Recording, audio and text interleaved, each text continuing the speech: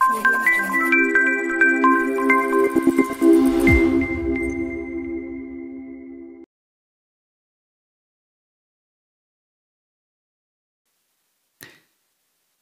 hamdalillah nahmaduhu wa nasta'inuhu man yahdihillahu fala mudhillalah wa man yudlil fala hadiyalah wa ashhadu an la ilaha illallah wahdah la syarikalah wa anna muhammadan abduhu wa rasuluh amma ba'd. فقال الله تعالى في القرآن الكريم أعوذ بالله من الشيطان الرجيم وسارعوا إلى مغفرة من ربكم وجنة عرضها السماوات والأرض أعدت للمتقين ثم قال رسول الله صلى الله عليه وسلم ورغم أنف رجل dakhala alaihi Ramadan thumman salakha qabla an yughfara lah.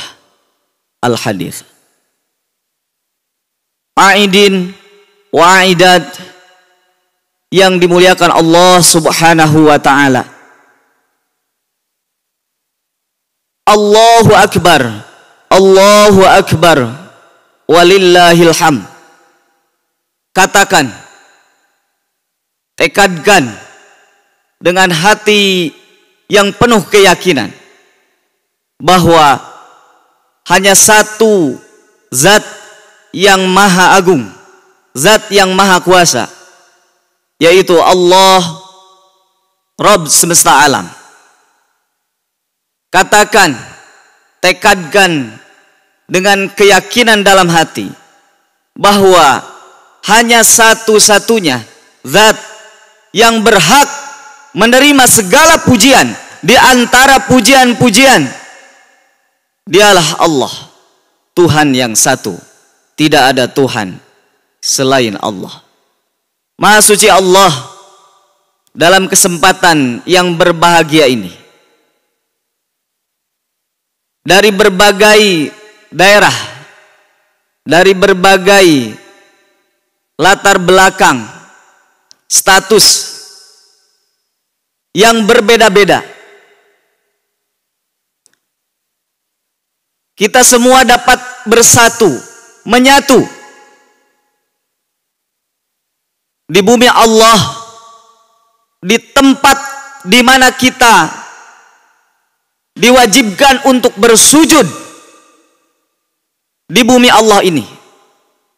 Tidak ada yang bisa menyatukan kita kecuali ketauhidan kepada Allah Subhanahu wa taala. Tanpa adanya tauhid, jangankan dari berbagai keluarga yang berbeda-beda, berbagai daerah yang berbeda-beda, satu jiwa pun dalam diri kita ketika tidak ada ketauhidan, tak akan ada satupun orang yang bisa mengendalikan dirinya agar bisa satu irama, agar bisa satu gerakan hanya beribadah kepada Allah Subhanahu wa taala. Jangankan satu kampung, jangankan satu desa, jangankan satu bangsa, satu dunia, satu keluarga pun ketika memimpin tanpa ketauhidan, tanpa adanya satu kesatuan iman, tidak akan pernah ada yang bisa bersatu. Maha suci Allah, maha puji Allah, segala puji hanya bagi Allah. Aidin wa aidat yang dimuliakan Allah Subhanahu wa taala. Mari kita merenung. 1 bulan kita dididik oleh Allah Subhanahu wa taala melalui madrasah tarbiyah di bulan Ramadan. Apa hakikatnya yang akan kita tuju? Apa yang menjadi target daripada tarbiyah Ramadan? Dengan adanya saum Ramadan, dengan adanya qiyamu Ramadan, tiada lain hanya untuk menundukkan satu musuh yang nyata dalam diri kita, yaitu ittiba'ul hawa, mengikuti hawa nafsu. Sudah saya sampaikan di awal, jangankan satu bangsa, untuk menyatukan gerakan agar semuanya tunduk pada aturan, dari mulai tangan, kaki, dan semua panca indera yang dikaruniakan oleh Allah kepada kita, agar semuanya satu irama, hanya tunduk patuh kepada Zat yang Maha Kuasa, tidaklah mudah. Kenapa? Karena satu yang menghalangi, satu yang menjadi kendala, ittiba'ul hawa, mengikuti hawa nafsu. Afara'aita ila man ittakhadha ilahahu hawahu. Apakah kamu tidak memperhatikan kepada orang yang menjadikan hawa nafsunya sebagai Tuhannya? Ini yang menjadi satu bahaya, sinyalmen bahaya dalam diri kita, ketika hawa nafsu menjadi penguasa. Kata Allah dalam surat Al-Mu'minun ayat 71, ditegaskan di sana, ketika kebenaran mengikuti kemauan hawa nafsu, langit, bumi, dan seisinya akan rusak dengan sendirinya. Walau ittaba'al haqqu ahwa'ahum lafasadatis samawati wal ard wa man fihinna. Dan jika kebenaran mengikuti hawa nafsu, maka niscaya langit, bumi, dan pengisinya semuanya akan rusak. Catat, ketika kita membawa diri kita, lalu kemudian hawa nafsulah yang senantiasa kita ikuti. Ketika kita menjadi pemimpin di keluarga, untuk memimpin keluarga hanya hawa nafsu yang kita jadikan pimpinan. Catat, dari mulai istri, anak, tetangga, dan semuanya, tidak akan ada yang pernah taat kepada kita. Kenapa? Karena kita sendiri tidak menempatkan diri sebagai orang yang taat kepada yang satu-satunya yang berhak ditaati adalah Allah. Karena kita mengikuti hawa nafsu. Aidin wa aidat rahimakumullah. Saking pentingnya, saking urgennya kita mengendalikan hawa nafsu, lalu Allah Subhanahu wa ta'ala membagi orang-orang yang senantiasa bergulat dengan hawa nafsu tersebut kepada dua kelompok. Di mana sebelumnya Imam Ibnul Qayyim dalam kitab Al-Fawaid halaman 74, beliau menegaskan bahwa ternyata ada 3 sumber, di mana sumber ini akan mengacu pada satu sumber utama, yaitu hawa nafsu. Sumber apa? Sumber dosa. Sumber di mana kita akan terbawa arus untuk mengikuti hawa nafsu. Dan semuanya sudah ada aktor-aktor pentingnya di sini. Yang pertama, kata Ibnul Qayyim, usulul dzunub thalathah. Pokok pangkal kita melakukan dosa, pelanggaran kepada Allah itu ada 3. Yang pertama apa? Al-kibru, kesombongan. Iblis sebagai aktor pentingnya. Dia bukan tidak percaya, tidak iman, tidak yakin kepada Allah. Tetapi apa gerangan yang membuat dia tidak mau bersujud kepada Adam? Dikarenakan dalam dirinya ada sifat al-kibru. Kenapa kita tidak mau sujud kepada Allah? Bukan karena kita tidak iman, tidak yakin kepada Allah, tetapi ada sifat al-kibru dalam diri kita. Kenapa seorang anggota di jamiah tidak mau tunduk patuh kepada pimpinannya. Bukan tidak iman kepada Allah, tetapi karena ada ketakaburan dalam dirinya. Kenapa seorang istri tidak mau tunduk taat kepada suami? Bukan tidak beriman kepada Allah, tetapi dikarenakan ada al-kibru dalam dirinya. Kenapa seorang anak tidak mau tunduk patuh kepada orang tuanya? Bukan tidak ada iman, tetapi karena dia tidak punya keimanan, karena dia punya sifat al-kibru. Yang kedua apa? Yang kedua adalah al-hirsu. Ketika yang pertama kita banyak melakukan dosa dari al-kibru, kesombongan, lalu kemudian kita ditimpa lagi dengan sumber dosa yang akan melimpah. Apa? Al-hirsu, yaitu ketamakan, kerakusan.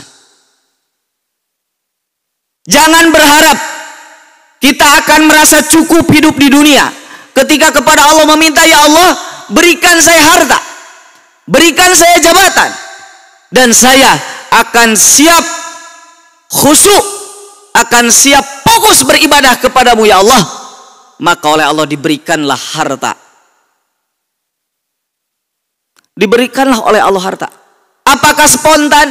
Secara otomatis dia akan tunduk patuh kepada Allah dan bahkan lebih dari sebelumnya? Tidak. Bahkan dia justru merasa kurang dan kurang. Dia akan meminta lagi, akan meminta lagi. Dia akan menjaga harta yang ada dalam dirinya dan akan meraup keuntungan harta yang ada di orang-orang sekitarnya. Itulah orang-orang yang rakus. Banyak orang-orang yang sudah berlimpah hartanya, tetapi dia tidak merasa bahwa dia sebagai orang yang kaya, orang yang cukup. Oleh karena itu, dia akan dengan segala cara terus mengeruk keuntungan, meskipun orang lain terinjak-injak, meskipun orang lain ada di bawah garis kekurangan. Aidin wa aidat rahimakumullah. Itulah Adam alaihissalam sebagai aktor penting di mana skenario Allah di sana memberikan hikmah yang sangat luar biasa.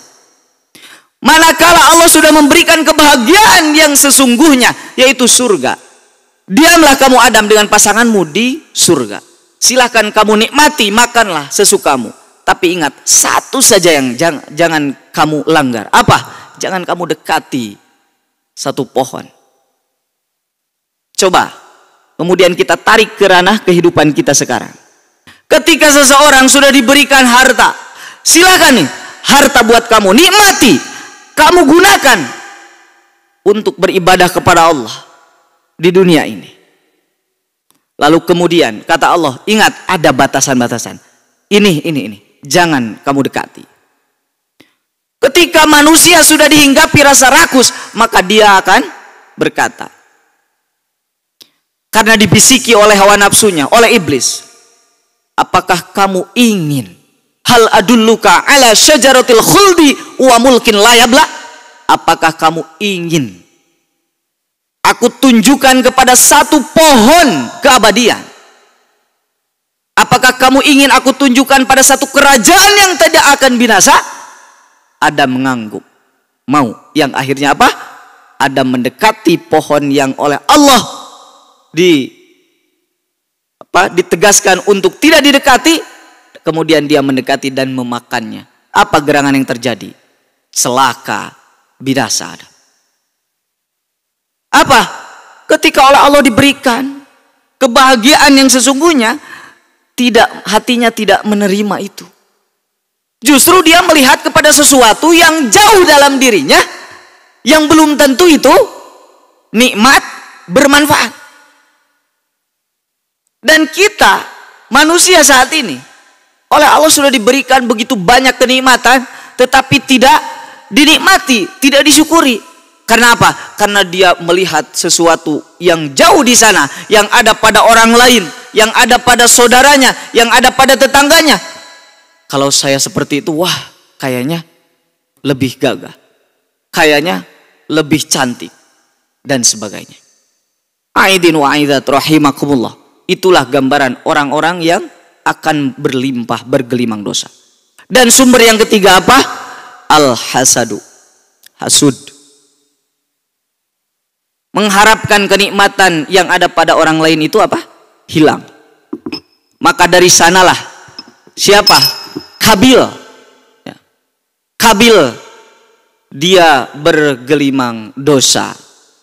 Kenapa? Karena dia tidak menerima nikmat yang diterima oleh adiknya Habil.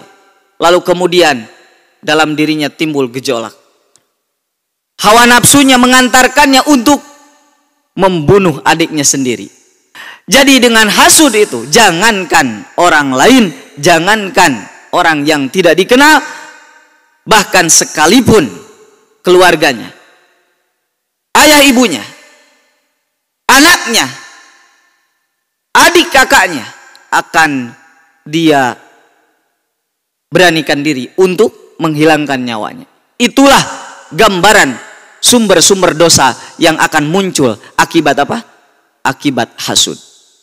Dan ketiga sumber itu al-kibru, kemudian al-hirsu, kemudian al-hasadu, semuanya berpangkal pada ittiba'ul hawa. Maka oleh karena itu penting sekali di sini kita mengendalikan hawa nafsu, karena jelas Allah Subhanahu wa taala sudah membagi kelompok dengan berbagai resikonya masing-masing. Kata Allah dalam surat An-Nazi'at dari ayat ke-37-nya, fa amma man tagha, maka adapun orang-orang yang melewati batas, wa azarul hayatad dunya, dan orang-orang yang lebih mengutamakan dunia dengan hawa nafsunya. Bagaimana orang yang mengutamakan dunia itu? Kata Allah dalam sabda Rasul menyatakan, ini gambaran bagi kita.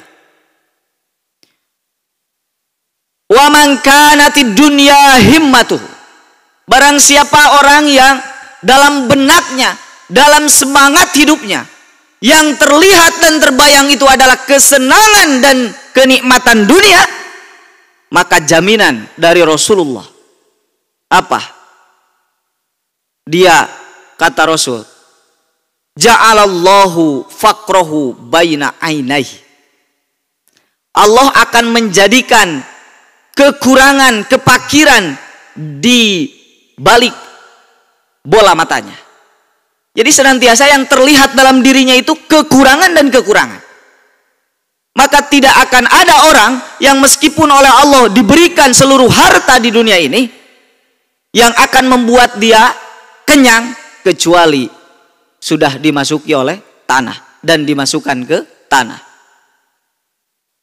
Lalu orang yang seperti itu akan dibuat merasa kurang dan kurang. Dan setelah itu wa ja'ala syamlahu fi qalbi, Allah Subhanahu wa taala nanti akan membuat atau wa jama'a lahu syamlahu.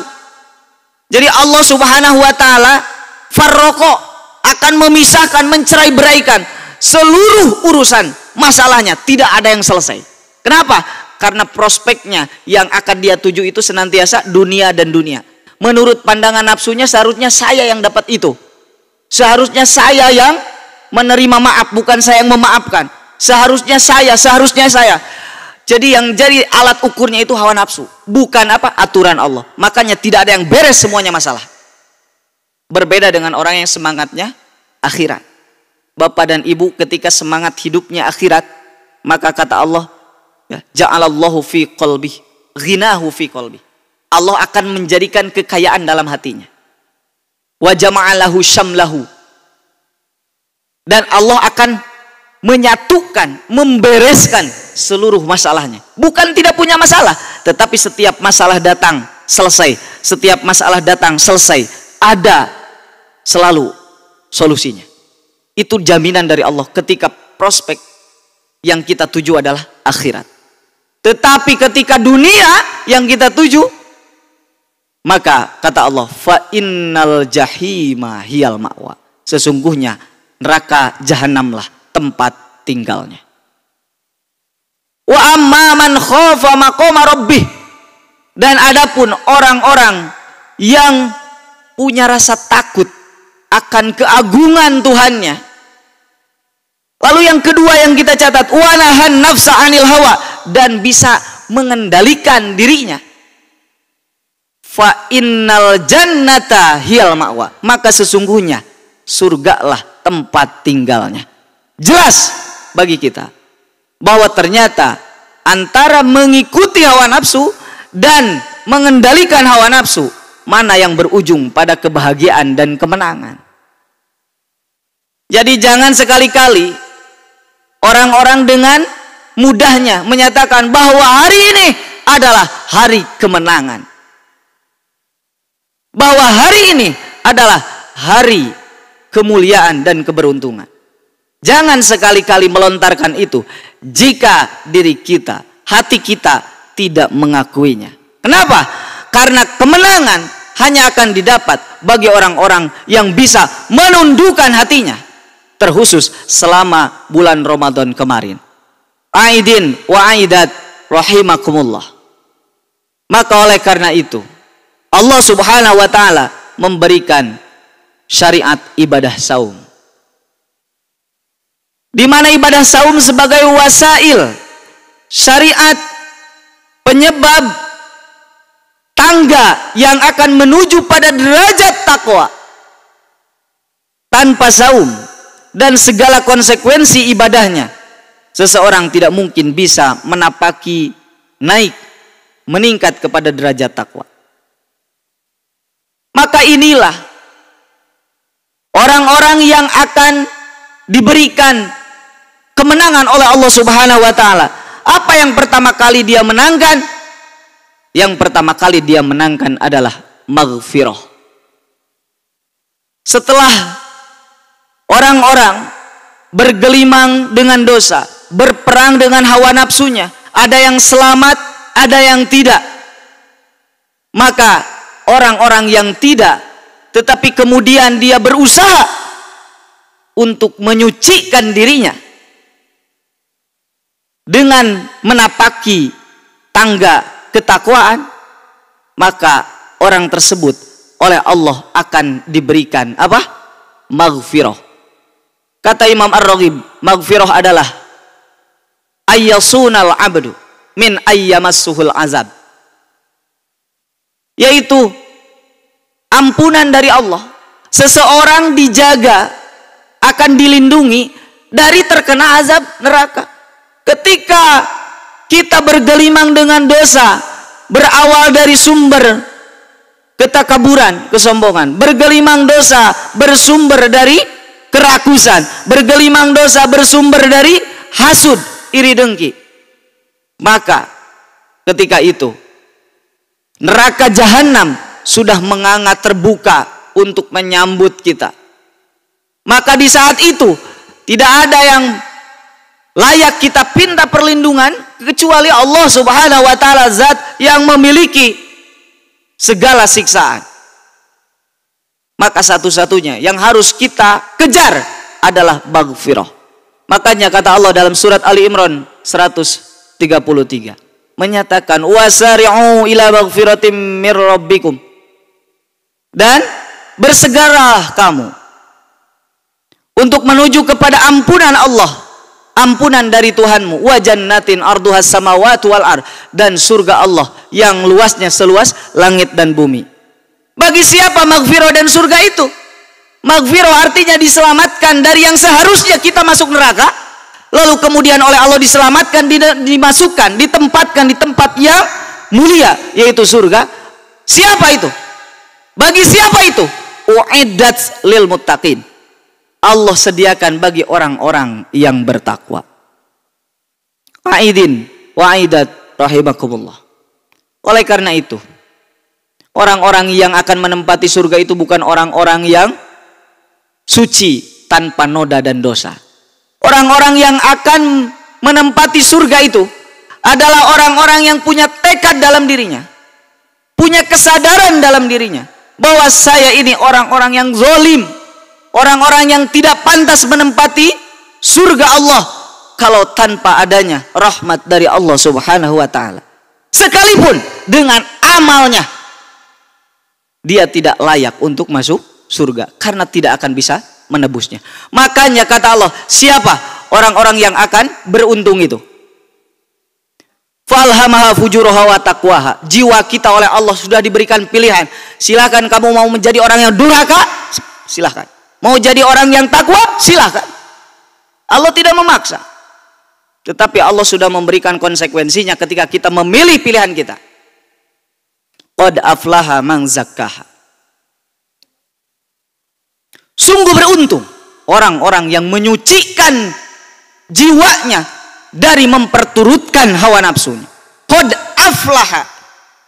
Makanya jangan ada orang yang dengan mudah menyatakan bahwa saya berbahagia, saya sudah ada dalam titik kemenangan kalau tanpa ada apa? As-sa'yu. Kenapa? Karena al-falah, keberuntungan itu hanya akan didapat ketika orang mau menapaki, berusaha, berikhtiar. Sebagaimana seorang petani tidak mungkin dia mengharap panennya kalau tanpa menanam. Maka oleh karena itu petani disebutnya al-falah. Orang yang akan memanen manakala sebelumnya dia menanam. Tidak berleha-leha di kebunnya. Tidak berleha-leha. Dari mulai dia menyuburkan tanahnya, menggemburkan tanahnya, kemudian memupuknya, menanamnya, kemudian menyiramnya. Tidak berhenti di sana. Muncul hama, muncul penyakit-penyakit tanaman, lalu kemudian dia menyemprotnya, membasminya, menyiramnya setiap hari. Tidak ada seorang petani yang duduk berleha-leha. Dia akan terus bergerak. Fa idza faraghta fansab. Ketika selesai, bekerja lagi, selesai, bekerja lagi. Itulah gambaran orang-orang yang beruntung. Qad aflaha man zakkaha. Benar-benar beruntung orang-orang yang menyucikan dirinya dari berbagai hama penyakit. Al-kibru, al-hirsu, al-hasadu. Semuanya dibasmi, kemudian dia akan mendapatkan keuntungannya. Wa qad khaba man dassaha. Dan sungguh merugi orang-orang yang mengotori jiwanya. Orang-orang yang mengotori jiwanya dengan memperturutkan hawa nafsunya. Rugi. Maka tidak bisa kita memukul rata bahwa semua orang ada dalam kemenangan. Hanya orang-orang yang bisa memerangi hawa nafsunya sendiri. Maka oleh karena itu, orang-orang yang demikianlah orang-orang yang bertakwa.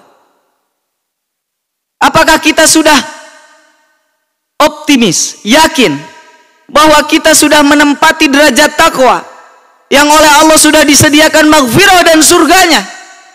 Sudahkah yakin diri kita? Atau masih bingung? Apakah saya sudah termasuk?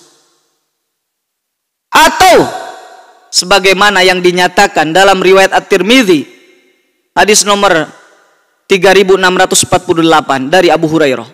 Di sana dinyatakan, wa raghima anfu rajulin, dan celakalah, binasalah seseorang. Dakhala alaihi Ramadan, masuk kepadanya bulan Ramadan. Tsumman salakho, kemudian Ramadan itu berlalu, pergi darinya. Qabla an yughfar lahu, lalu kemudian kepergian bulan Ramadan seiring dengan belum datangnya apa? Ampunan dari Allah Subhanahu wa taala. Rugilah orang yang meninggalkan bulan Ramadan. Karena apa? Tidak bisa kita berpikir bahwa masih ada Ramadan yang akan datang. Jangan berpikir demikian. Kenapa? Ramadan yang lalu telah berlalu, tinggal catatan. Ramadan yang akan datang belum tentu kita akan bertemu. Wasa'atu allati anta fiha. Ramadan inilah yang harus kamu pikirkan, yang harus kamu isi. Makanya kata Ramadan itu, fatazawwad minni bi'amalin shalih. Isilah aku, bekalilah aku sebelum aku pergi. Dengan apa? Dengan amal kesolehan. Agar apa? Agar kamu menjadi orang-orang yang bertakwa, agar maghfirah dan surganya kamu layak untuk mendapatkannya. Aidin wa aidat rahimakumullah. Maka untuk agar kita optimis, apakah kita sudah menjadi orang yang bertakwa atau belum? Maka Allah sudah memberikan listnya, kriterianya. Pertama, alladzina yunfiquna fis sarra wad dharra, adalah orang-orang yang mendermakan hartanya baik ketika senang, ketika lapang maupun ketika susah, ketika tidak ada. Coba kita renungkan, semua umat Islam yang tunduk patuh kepada Allah, bukan kepada hawa nafsunya, ada ataupun tidak ada, ketika ada kemudian dia keluarkan zakat fitri. Bukan hanya orang yang ada, orang yang hidupnya, kalau kata orang Sunda, cok koreh-koreh. Sebelum dia bekerja, ya, sebelum dia bekerja, dia tidak bisa makan. Koreh-koreh cok gitu katanya.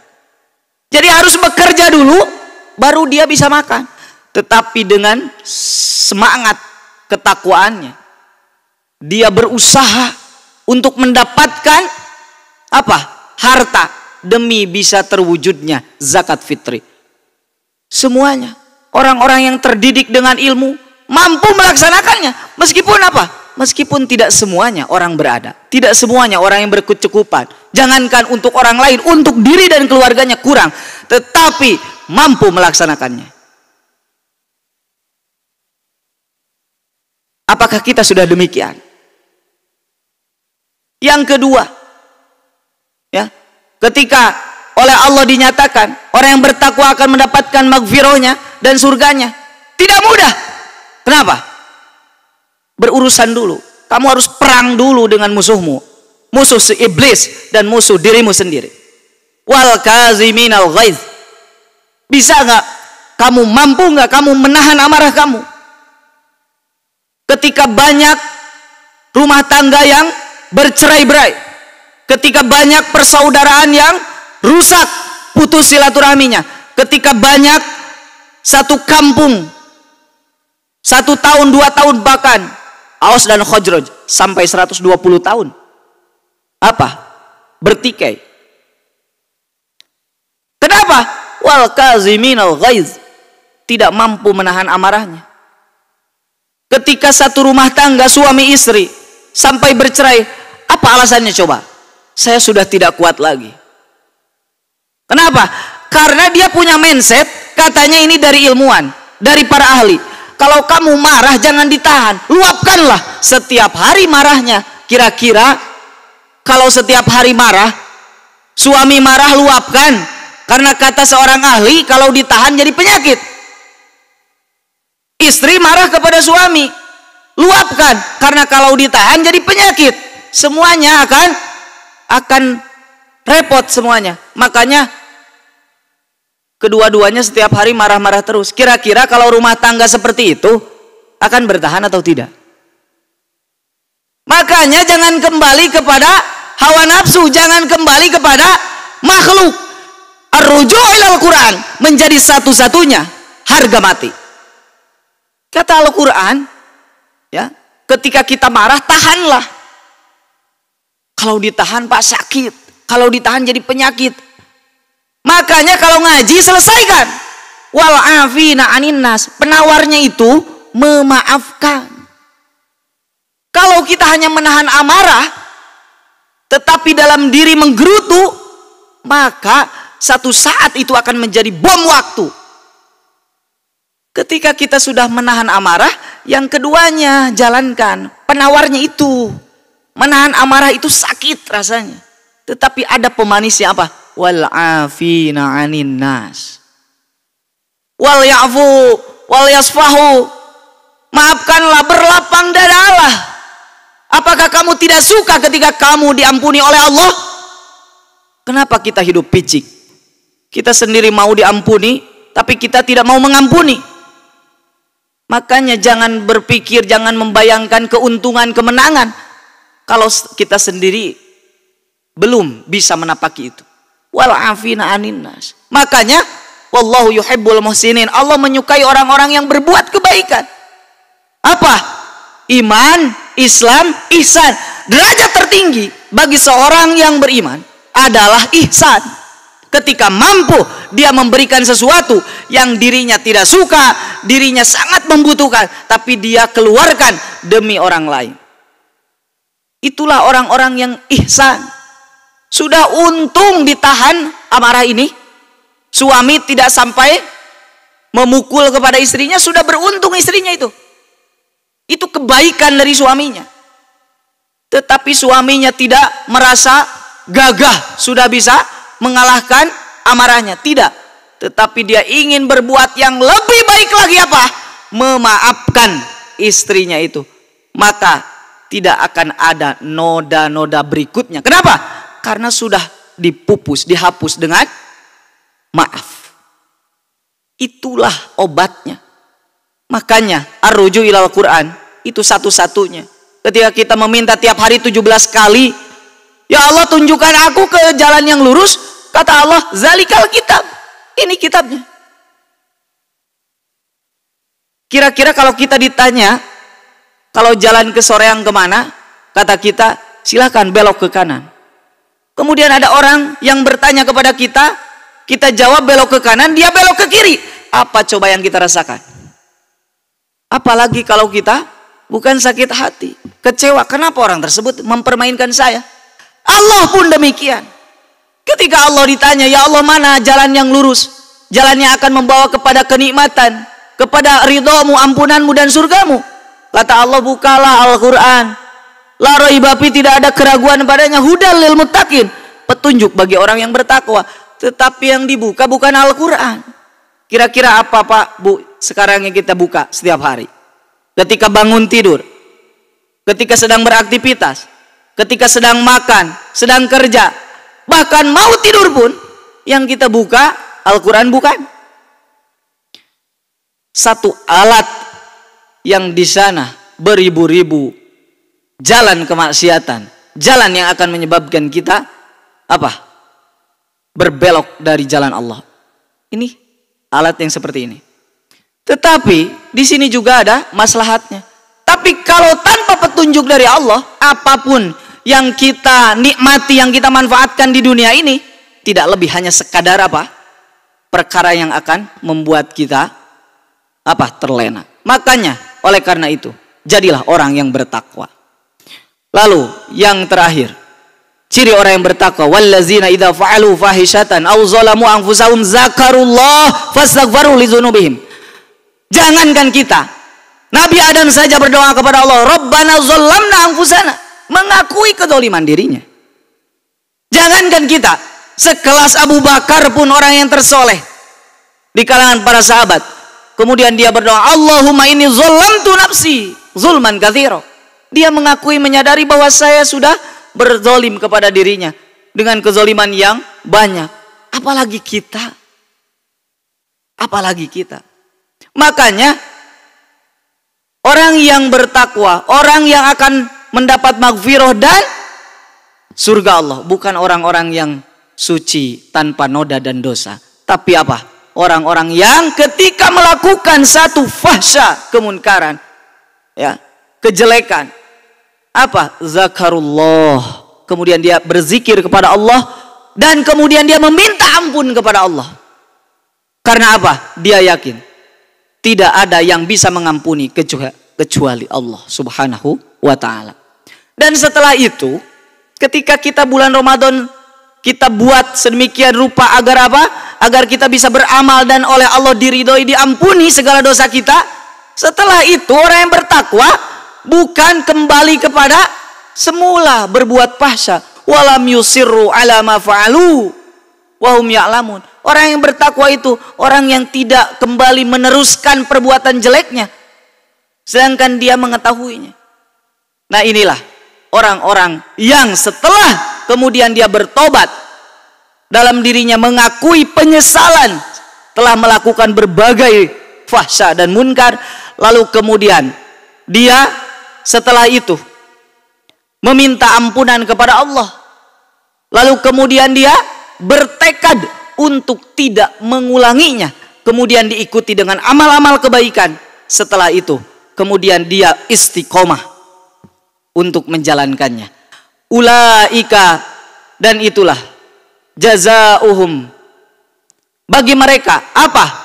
Maghfiratun, balasan bagi mereka orang-orang yang bertakwa adalah apa? Maghfirah dari Allah Subhanahu wa ta'ala. Dan apa? Surganya yang mengalir di bawahnya sungai-sungai. Yang mengalir di bawahnya sungai-sungai.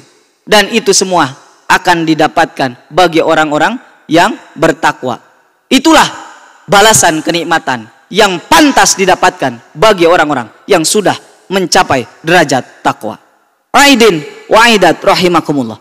Mari kita menekadkan diri, berazam, dan tanamkan dalam diri kita, jangan ada satupun yang terbayang bahwa kita akan bertemu lagi dengan Ramadan berikutnya. Jaga, pelihara ketakwaan yang sudah kita capai dengan susah payah. Karena belum tentu kita dipertemukan lagi dengan bulan di mana bulan tersebut memberikan keberkahan dan rahmat dari Allah Subhanahu wa taala. Aidin wa aidat. Satu yang harus kita jalankan apa? Beristiqomahlah. Dan kita yakini bahwa hari ini penentu hari esok. Ketika kita sudah berazam, lalu kemudian amalkan dan bersabarlah untuk menjaga dan memelihara ketakwaan ini. Aidin wa aidat rahimakumullah. Hanya satu yang akan kita ucapkan. Allah lah zat yang maha agung. Allah lah yang berhak menerima segala puji. Dan Allah lah tempat kembali. Semoga kita kembali kepada Allah dengan hati yang fitri. Amin ya rabbal alamin. Aqulu qouli hadza wa astaghfirullah li wa lakum wal afu minkum. Wassalamualaikum warahmatullahi wabarakatuh.